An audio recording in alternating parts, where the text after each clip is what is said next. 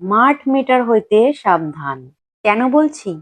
দেশে যে সমস্ত রাজ্যে স্মার্ট মিটার লাগানো হয়েছিল সেখানকার মানুষজন স্মার্ট মিটার রাস্তায় ছুঁড়ে ফেলে দিচ্ছেন এবং স্মার্ট মিটার বয়কটের দাবি জানিয়ে পথে নেমেছেন, আন্দোলন করছেন। দেখুন ভিডিও।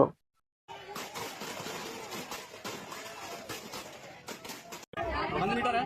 अब इसको ऑन करूंगा, मीटर चालू हो गया। अमीर कोई केबल नहीं है, कोई कुछ नहीं है। आप एकदम गरीब आदमी कब तक बिल भरेगा भैया? यूनिट बना रहा होगा ये।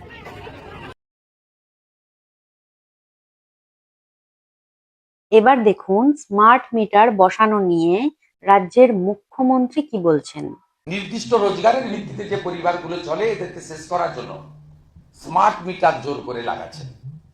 আমি আপনাদেরকে জনগণকে বলছি যে এই যে আইন আছে, এই ইলেকট্রিসিটি অ্যাক্টে এটা অপশনাল, এটা ম্যান্ডেটরি নয়। স্মার্ট মিটার আপনারা যদি মনে করেন লাগাতে দেবেন, ইয়েস। যদি মনে করেন লাগাতে দেবেন না, সেটাও ইয়েস। ভারত সরকারের যে বিদ্যুতের উপরে রেগুলেটরি অ্যাক্টস রয়েছে, যার কাগজ ফাইল আমি কাছে নিয়ে বসেছি।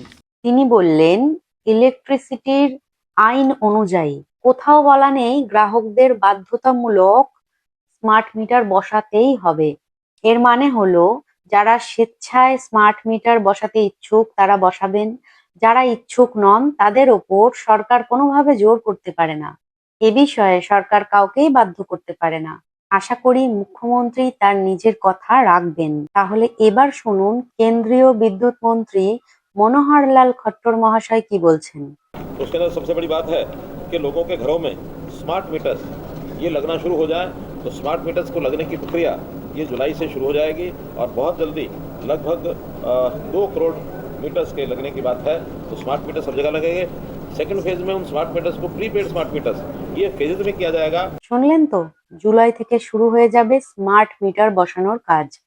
প্রথম ফেজে স্মার্ট মিটার এবং সেকেন্ড ফেজে প্রিপেড মিটার।